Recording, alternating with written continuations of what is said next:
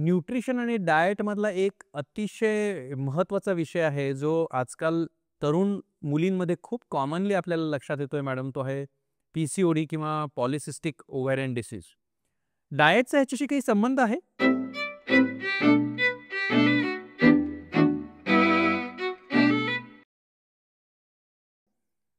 सुरुवात करू, पेशंट जेव्हा येतो ना, फार सोपं झालंय. मला थायरॉईड आहे म्हणून माझं वजन वाढलं. मला पी-सी-ओ-एस आहे म्हणून म्हणजे ते सुरुवातीलाच त्यांना असं एक लागतं काहीतरी, की मी काही केलं नाहीये, हे आलंय म्हणून मला वजन. तर कोंबडी पहिले का अंडा पहिले असं काहीतरी होतं.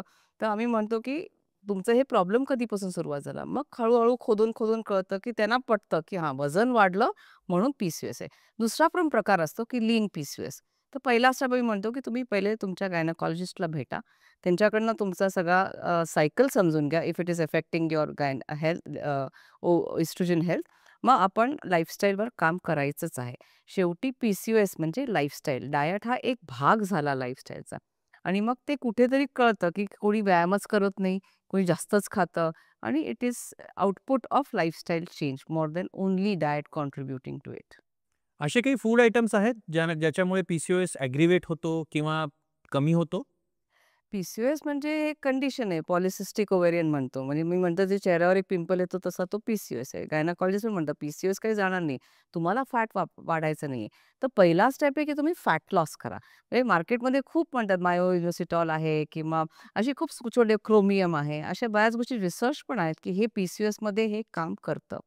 पण ते करून नुसतं उपयोग नाही. बेसिक आपल्याला पी-सी-ओ-एसला त्यांना व्यायामाची गरज कारण मला अनुभव आहे की व्यायाम हा प्रायमरी थेरपी असतो, की एक्सरसाइज केल्याने इन्सुलिन रेझिस्टन्स बऱ्यापैकी मग आम्ही म्हणतो 50 मिनिटं काही करा. चालायला जा, गाणं ऐकत चाला. स्टार्ट ॲक्टिव्हिटी म्हणजे कुठेतरी मसल ॲक्टिव्हेशन करा. जिमलाच जा किंवा व्यायामच करा असं नाही. First is exercise, then is diet regulation.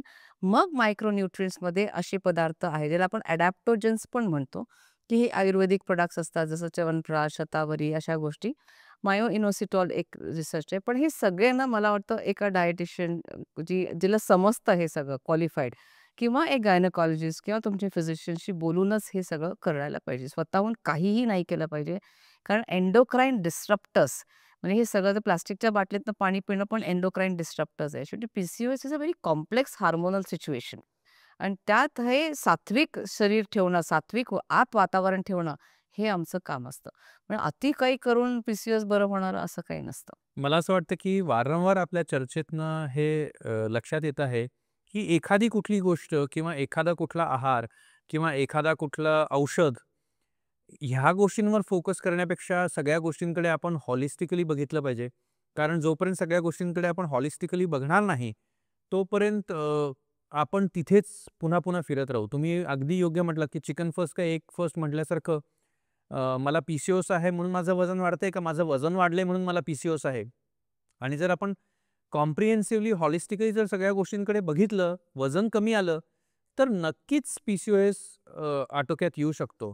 त्याच्यामुळे फक्त डाएट, फक्त एक्सरसाइज अशा गोष्टींकडे न बघता आम्ही असेही पेशंट्स बघतो ज्यांना डाएट, एक्सरसाइज करूनही पी-सी-ओ-एसमध्ये फरक पडत नाही. तिथे आम्हाला खूप जर वजन जास्त असेल आणि पी-सी-ओ-एस असेल, तर बेडॅट्रिकची ट्रीटमेंटसुद्धा करायला लागते आणि त्यांनीही आपल्याला रिझल्ट्स मिळू शकतात.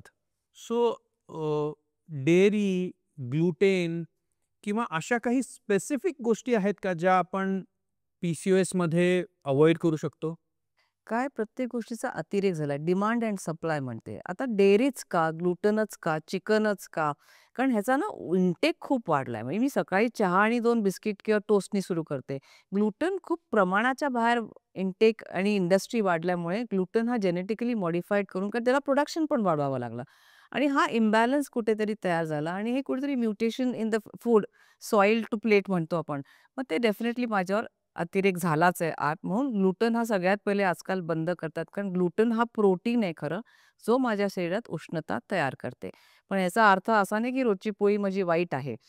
कुठेतरी अतिरेक झालाय. म्हणून मला नेहमी असं वाटतं की हे सगळी इन्फॉर्मेशन आपल्याला आहे. डेअरी पण तोच प्रॉडक्ट आहे, की इन्स्युलिन रेझिस्टन्स ग्रोथ फॅक्टर हा दुधात बऱ्यापैकी आढळून येतो. आता गायी हे चरणारे नाहीच आहेत. गायी हे हार्मोन्स देऊनच दूध कारण परत प्रोडक्शन आणि डिमांड. ही इंडस्ट्रीज खूप मोठी झाली. सो आपल्याला हे परत सांगावं लागेल, की दूध 300 मिलीलिटर रोज. मग तू दही खा, तू चहातनं पी, तू कॉफीतनं पी, पण 300 मिलीलिटर रोज. हे क्वांटिफिकेशन केलं, तर मला वाटतं you can always have gluten and dairy. पण एंड ऑफ द डे ना, प्रत्येक माणसाला सगळं कळत असतं, की माझं काय चुकलंय. एक चर्चा जर केली त्याने, डॉक्टर असो, कोणी असो, घरच्या आईनी पण जर सांगितलं, की नाही हे तू सांग बरं तू दिवसातनं काय खाते? किंवा आपणही एक इंट्रोस्पेक्शन म्हणून आपण जर नोंद केली, की पी-सी-ओ-एस हा सिंपल लाईफस्टाईल आजार आहे. आपल्याला कळतं तुमचं वजन वाढूनही पी-सी-ओ-एस करेक्शन नाही झालंय. म्हणजे मी फक्तच वजन वाढवलंय. मी आत अँटीऑक्सिडंट्स, व्यायाम, ऑक्सिजन, पाणी ह्या सगळ्यांचा अभाव असेल. सो आय थिंक फार सोपं जाईल, की प्रत्येक माणूस इंट्रोस्पेक्शन करून रूट कॉजवर काम करायला लागला आणि मदत घेतली कोणाची, तर I think you have a way to go. नुसतं वजन कमी करून पी-सी-ओ-एस होणारच नाही. कारण वजन कमी करणं म्हणजे शरीरात उष्णता वाढवणं. Weight gives you calorie burning. So there is lot of heat created in your body. त्याला अँटीऑक्सिडंट्स नको का आपल्याला? त्याच्यामुळे हे समजणं पण तेवढंच गरजेचं आहे. सो जेव्हा आपण उष्णता वाढवणं म्हणतो तेव्हा अतिशय रुटीनली चर्चेला गेलेला टॉपिक आहे तो आहे BMR किंवा बेसल मेटाबॉलिक रेट. तर काय असतं हे? चयन-पचयन मराठीत म्हणतो. म्हणजे माझ्या शरीरात जी क्षमता आहे खाऊन पचवायची ताकद. मी किती खाल्लं तरी माझं वजन वाढत नाही आणि मी हवा खाल्लं तरी वजन वाढतं. हे जी चर्चा होते, त्यात कळतं की कन्झम्पशन आणि एक्सपेंडिचर ह्याचा काय समतोल आहे. आणि हे कळतं की सुरुवातीच्या टीन एजमध्ये मुलं स्पेशली, मुलं जेव्हा वाढीची असतात, भरपूर खातात ॲथलीट्स. म्हणजे त्यांचा आहार आपण कमी करायला बघतो आणि हेच ॲथलीट जसं 20शीत येतात, आहार नाही कमी होत कारण त्यांनी ऑलरेडी ॲपेटाईट वाढवून ठेवले असते. पण त्यांना जाणवतं, की मी त्या काळात एवढं खाऊनही काही होत नव्हतं. आता माझं वजन वाढतंय. म्हणजे माझी मेटाबॉलिझम कमी होतीये. सेम माणूस, सेम जेवण, फक्त वय बदललं आणि ॲक्टिव्हिटी कमी झाली. म्हणजे सगळ्यात पहिले BMRला कॉन्ट्रिब्यूट करतं मसल्स. तुमचा मसल चांगला असेल, तर तुम्ही मसलमध्ये ऑलमोस्ट 700 ग्रॅम कार्बोहायड्रेट तुम्ही स्टोअर करू शकता. लिव्हरपेक्षा पण जास्त. जेवढा मसल वाढतो, तसा कार्ब वाढू शकता. मसल असणाऱ्या माणसाने 4 पोळी पण पण काही होणार नाही त्याला. पण त्याची भूक पण चांगली असते. पण ती भूक सब्जेक्टिव्ह असते आणि जसं-जसं मसल कमी होतो, आपला मेटाबॉलिझम कमी व्हायला लागतो. पाणी पण मेटाबॉलिझमला सपोर्ट करतं. पाणी जास्त पिले की मेटाबॉलिझम आपली चांगली असते. आणि तिसरी गोष्ट आहे की व्यायामाच्या पलीकडची हालचाल, त्याला आपण नॉन एक्सरसाइज ॲक्टिव्हिटी म्हणतो. तर आता आपण 10,000 पावलं म्हणू शकतो, की हे आता गॅजेट्सनी आपल्याला शिकवलंय की नीट कसं मोजायचं. त्याच्यानी पण मेटाबॉलिझम ॲक्टिव्ह असते. त्याच्यामुळे sitting is next to smoking जे म्हणतो, की मेटाबॉलिझम शेवटी चयन-पचयन आपला चांगला 75% माझ्या बॉडीचं मेटाबॉलिझम माझ्यावर. फक्त 10% व्यायाम आणि बाकीचे जे आहे ते व्यायामाच्या पलीकडची हालचाल. इंटरेस्टिंगली मला असं वाटतं की मसल मास आपला चांगला असला, डायट सेम राहिला, पण ॲक्टिव्हेशन ऑफ मसल्स जर झालं नाही, तर तुम्ही म्हणता तसं नॉन एक्सरसाइज ॲक्टिव्हिटी थर्मोजेनेसिस होत नाही. त्यामुळे मी असेच बरेच स्पोर्ट्समन्स बघितलेले आहेत, जे ॲक्टिव्ह स्पोर्ट्स करत असताना तेवढाच डायट चालतो. पण मसल मास चांगला असूनही डायट तेवढाच राहिला तरीसुद्धा त्यांचं वजन वाढतं, कारण त्यांची फिजिकल ॲक्टिव्हिटी कमी होऊन जाते. म्हणजे अगदी सोप्या शब्दात सांगायचं झालं तर आपला बॉडीचा बर्नर हळू मंदावतोय. सो तुम्ही अशा काही हॅक्स सांगू शकाल का डाएटमधून, की ज्यांनी आपल्याला आपला मेटाबॉलिक रेट कॉन्स्टंटली हाय ठेवता येऊ शकतो? बरोबर. सगळ्यात पहिले ॲपेटाईट ट्रेनिंग. आपल्याला कळणं गरजेचंच आहे, की मी किती खायला पाहिजे. त्याच्यात काही इमोशन्स नाही. म्हणजे 2ची 3 पोळी, 3ची 1 पोळी असं आपल्याला व्हेरी इम्पोर्टंट. कारण आपल्या कल्चरमध्ये किती खाणं हे कोणी सांगत नाही. It is very emotional issue. घरचे तर अजिबातच नाही. उलटं कमीच खाल्लं म्हणते दरवेळेस आपण जेव्हा ॲपेटाईट ट्रेनिंग हे फार महत्वाचं आहे. 2 प्रोटीन फर्स्ट. प्रोटीन आणि प्रोटीनच्या बरोबरीने फायबर खाणे. मग ते ॲपेटाईट सटायटी बरोबर मॅच होते. तिसरी गोष्ट नकळत-कळत आपल्याला गोड, अल्कोहल, बाहेरचं खाणं, मध्ये-मध्ये खाणं, आवडतं म्हणून माहिती नाही बसलोय मी पण ते दिसतंय म्हणून तोंडात घालणे. ह्या गोष्टी नकळत बऱ्यापैकी आपल्या हाय फॅट, शुगर, सॉल्टला ॲड करतात. ते आयडेंटिफाय करून त्याला कुठेतरी एक सवय लावणे, की मध्ये-मध्ये न खाणं. हे फार मध्ये-मध्ये खाल्लं की आपला मेटाबॉलिझम सगळा वाया जातो. ॲक्टिव्ह राहणं, हालचाल करणं. दिवसभर बसतो तर मग रात्री जेवल्यानंतर अर्धा तास चालून येतो. त्यामुळे कुठेतरी आपल्या जीवनशैलीप्रमाणे ॲक्टिव्ह राहणं आणि जेवण सरभरीत करणं, कोरडं नाही, सँडविच, फ्रँकी, पोळी भाजी नाही. रस्सम, सांबार, ताक, लिंबू सरबत, पातळ-पातळ जेवण जे आपण घरी ताट वाढून करतो. डब्बा कल्चरमध्ये आपण कोरडं जेवायला लागलो. त्याच्यामुळे ते मग मी म्हणते ताक घेऊन जा तुमच्या. So if you add fruits in your diet, metabolism is happy. आपण डाएट आणि डाएटच्या वेगवेगळ्या अंगांची एवढी सविस्तर चर्चा केली मॅडम.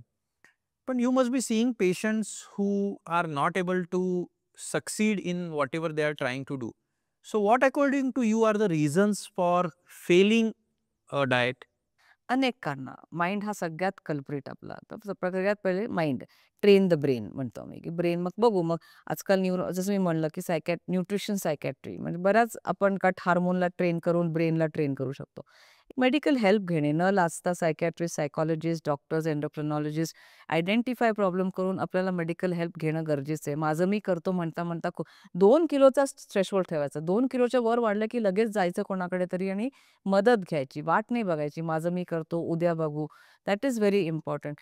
3 आय थिंक हा सगळा लाईफस्टाईल असेल तर आता तर आपला एआयनी गॅजेट्स पण आपलं ChatGPT पण डाएट देतं आपल्याला. त्यामुळे कुठेतरी आपल्याला हे टेक्नॉलॉजीचा वापर करून का होईना we need to identify lifestyle, time management and if not take some human intelligence help. तर ह्या गोष्टी मला वाटतं की गरजेचं आहेत आणि प्रोक्रॅस्टिनेशन न करता उद्या होईल म्हणून it will be too late. कारण एकदा वजन BMIच्या थ्रेशोल्डच्या नंतर गेला, कमी होणं अवघड आहे. खूप मेहनत आहे. ते जायलाच नाही पाहिजे. तर त्याला एक 2 किलोचाच थ्रेशोल्ड ठेवायचा. I think prevention is the best way. So you must be coming across patients who binge on diet or they follow a very disciplined diet over the week, but the weekends on the premise of cheat meal त्यांना असं वाटतं की मी काही करू शकतो and they square off जे काही त्यांना सगळं मिळवलेलं आहे. अशा लोकांना आपण कसं हँडल करतो? हा फार प्रख्यात डाएट होता ऑस्ट्रेलियामध्ये 5:2 डाएट. म्हणजे 5 दिवस 500 कॅलरीजच खायचे. मग ते हार्डली सॅलड, प्रोटीन असं आणि मग वीकेंडला माणसाची गरज दिवसाची 2200 असते, बायकांची 1600 नॅचरल 1600-1700 आणि हे नॅचरल आपल्याला 500च मी खाणार म्हणजे जे बॅलन्स माझे 1700 आहे ना, ते हिशोब लावतात. बॅलन्स जे 1700 कॅलरीज आहेत ते 500 झाले. म्हणजे 1200 कॅलरीज सरप्लस इंटू 5 मी एवढं खाऊ शकतो वीकेंडला. आणि ते म्हणतात माझं वजन वाढत नाहीये, मला काही होत नाही, तुम्हाला काय प्रॉब्लेम आहे? पण remember your food demands energy consumption. कारण मी जेवढं खाईन तेवढं पचनक्रियावर ताण येतो. ते पचवायला पण मला एनर्जी लागते. तेवढा मायक्रो न्यूट्रिएंट लागतो, तेवढं पाणी लागतं. हे सगळं it's like having 2 drink alcohol रोज मेलला अलाउड आहे आणि फिमेलला 1 असं चर्चेत असतं त्यांना. आपण असं नाही म्हणत 2x7 करा, 14 एका दिवशी घेऊ शकता. So you are pushing your body hard specially on a weekend when your body needs rest. Mind रेस्टवर आहे, पण तुम्ही बॉडीला जास्त काम करवता.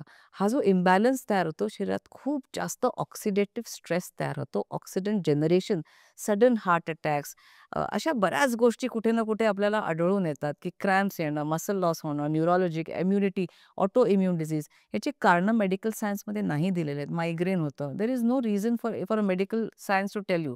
But this is the reason where you overdo something and oxidative stress, inflammatory stress खूप जास्त होतो शरीरात. So balance is the key. आपल्या या चर्चेच्या आपण शेवटाकडे यायला लागलेलो आहे. तर अख्खी चर्चा आपण ऐकली, तर त्या अख्ख्या चर्चेचा एक सार म्हणून मी तुम्हाला मला 5 तुमचे मंत्र सांगा असं म्हटलं, तर तुम्ही मला काय 5 गोष्टी सांगू शकाल मॅडम? मॅनेज करायला शिका सगळ्यात पहिले. म्हणजे तुम्ही सगळं खा, सगळं घ्या. मॅनेज करायला शिका. एखादा पदार्थ जास्त खाल्ला तर नेक्स्ट मील मी काय करायचं? आणि हे प्रत्येक माणूस शिकून तो करू शकतो. न्यूट्रिशन लिटरेट व्हा आणि शाळेत खूप गरजेचं आहे हे सुरू करणं आणि एका घरात पण. मुलांनी भाजी एक कल्चर आहे ह्याला आपण डाएट नाही म्हणू शकत. मुलांनी भाजी आणायला गेलं पाहिजे. घरात पुरुषांनी पण स्वयंपाक केला पाहिजे. ह्या ज्या गोष्टी आपल्याला एक होलिस्टिक विचार करणं, male, female equally should be contributing in menu making. त्याच्यामागे एफर्ट्स बाईचे कळत नाही. म्हणजे पुरुषही जर हातभार लावायला लागला, की मी एक डिनर करतो, हे करतो. मग ते न्यूट्रिशन कळायला लागतं, ऑटोमॅटिक हेल्थ कळायला लागतो. कारण आपण त्याच्या निगडीत जातो. So nutrition literacy is a very integral part of him. Menu प्लॅनिंगमध्ये अख्खा फॅमिली इन्व्हॉल्व पाहिजे, फक्त बाय नाही. Female also should get detach from that authoritative approach towards kitchen and it should be a family approach because it will change the way the food is being cooked and कारण शेवटी diet म्हणजे एका माणसासाठी स्वयंपाक होतच नाही घरात. So I think that is the third thing where the family should be involved. Fourth, health checkup circle. Keep doing your health checkups and take supplements if your body needs it. Do not only look at food. There is a need for supplementation too. And fifth, do not ignore sleep, hydration, your own mind, yoga, body. कारण हे तिसरा भाग आहे ज्याला तुमची तेवढीच गरज आहे जेवढं तुम्ही सुपरफिशली डाएट आणि एक्सरसाइजकडे बघताय. मॅडम आपण सगळ्या गोष्टींची चर्चा केली. पण एका महत्त्वाच्या विषयाला आपण हातच घातला नाही, तर त्यावर काही लक्ष द्यावं किंवा थोडंसं अटेन्शन द्यावं असं मला वाटतं, आणि तो आहे कार्बोहायड्रेट्स. हा विषय खूप चर्चा केलेला आहे, त्याला खूप व्हिलन बनवलं गेलेलं आहे, पण मला वाटतं की ते तितकंच महत्त्वाचंही आहे. तुम्हाला काय वाटतं? बिलकुल. कारण एक इंडस्ट्री होती ज्याला आत घुसायचं होतं, शुगर इंडस्ट्रीला. मग त्याला कोणाला तरी बदनाम केल्याशिवाय एक हिरो असला ते विलन असला तरच एक हिरो व्हायला लागतो. मग फॅटला आपण विलन करून टाकलं. मग आपण म्हणलं की नाही ते पोळीला तूप लावणं पण चुकीचं वाटायला लागलं आपल्याला. मग हळू ते फॅट विलन झाल्यावर मग आपल्या डाएटमध्ये कार्बोहायड्रेट वाढायला. ह्या 2000 सालींचा गोष्ट आहे. मग लोकं सीरियल्स खायला लागले ब्रेकफास्ट. त्यांना वाटायला लागलं की अरे हेच हेल्दी आहे. आणि मग तेव्हा काही ते तसं नव्हतं. सडनली प्रोटीन पिक्चरमध्ये आला. प्रोटीन म्हणायला लागला कीटो करा, फॅट करा. त्याच्याने भूक कमी व्हायला लागली. मग प्रोटीन पिक्चरमध्ये आल्यावर मग डायबिटीजचा इन्सिडन्स वाढायला लागला. मग डायबिटीज कसा होतो? साखर बनवते. मग कार्बोहायड्रेटला विलन समजायला लागलं आणि इतकं विलन करून टाकलं, की शून्य कार्बोहायड्रेट डाएट सध्या लोकं करतायत. मला असं वाटतं तुम्ही बेरियाट्रिकमध्ये आहात. कार्बोहायड्रेट आपण जेवणच कमी होतं. कार्बोहायड्रेट देऊ शकत नाही कारण सगळं जेवण आपण प्रोटीन मॅनेज करायला जातो. B1 डेफिशियन्सी खूप कॉमन व्हायला लागते. म्हणजे तुम्हाला इंजेक्टेबल द्यावे लागतात इतका B1 डेफिशियन्सी. आपल्याला फायबरच मिळत नाही जर कार्बोहायड्रेट दिलं नाही तर. तर आपल्याला फायबरची गरजच आहे. कॉम्प्लेक्स कार्बोहायड्रेट काय समजून घेणं गरजेचं आहे. आपल्याला कॉम्प्लेक्स म्हणजे कायम कार्बोहायड्रेट, तूप, फॅट, प्रोटीन आणि फायबर बरोबर खाल्लं पाहिजे. वडापाव हा चांगला कार्बोहायड्रेट होऊ शकतो जर मी त्याच्याबरोबर एक बाउल सॅलड खाल्ला तर. कारण ते तळलेलं आहे. तर हे शुगर त्याच्याने फार वाढत नाही आणि एकच वडापाव खायचा आहे. सो मला वाटतं की कसं खायचं कार्बोहायड्रेट हे जर शिकलं तर carbohydrate is not a villain. It is happiness, it is comfort, it is connect with the food and at the same time it gives my gut feeling जे म्हणतो ना की समाधान, ते कार्बोहायड्रेट आहे. वाह! कार्बोहायड्रेट हे समाधान आहे. हे किती सुंदर कन्क्लुजन आहे. आपण आपल्या या चर्चेच्या शेवटी येतो आहे, तर इथे एक आपण रॅपिड फायर करणार आहोत. तर मी तुम्हाला काही प्रश्न विचारीन, त्याचे तुम्ही उत्तर देऊ शकता. एक असा फूड आयटम जो तुम्हाला खूप आवडतो, पण तुम्ही तो स्ट्राँगली रेकमेंड नाही करणार? सगळाच कार्ब आवडतो. मला पोळीसाठी भाजी खायला आवडते. मला भातावर वरण घालायला आवडतं. So I am carb eater. त्याच्यामुळे मला कुठेतरी ते बदलायचं आहे, की इडलीबरोबर sambar. I want to look at protein first आणि I am trying to do that. But I am a carb eater. त्याच्यामुळे डेफिनेटली लोकांना सांगताना सोपं आहे, अप्लाय करताना. I think most of us are carbetarians, आणि आपण आपलं कार्ब कमी करण्यावर नक्कीच प्रयत्न करायला पाहिजे. कीटो और intermittent fasting? Any day intermittent fasting.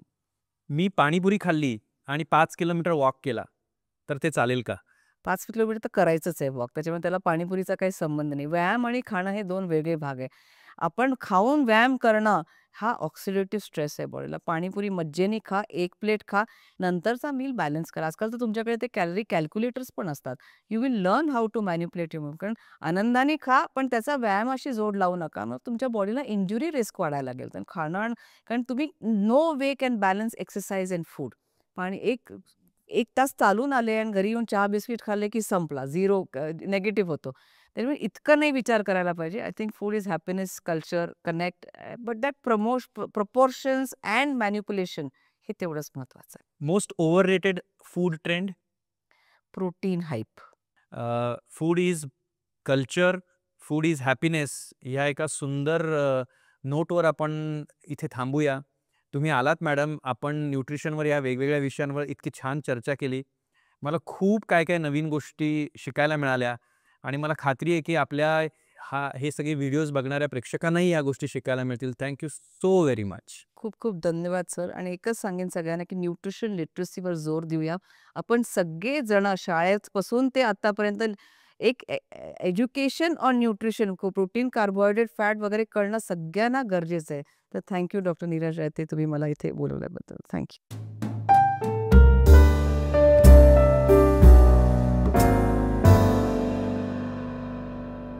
आजचा व्हिडिओ पाहिल्याबद्दल खूप खूप धन्यवाद. तुमच्याकडे काही प्रश्न असतील तर कमेंटमध्ये नक्की विचारा. तुम्हाला हा व्हिडिओ आवडला असेल, उपयोगी वाटला असेल, तर नक्की लाईक करा, शेअर करा आणि सबस्क्राईब करा.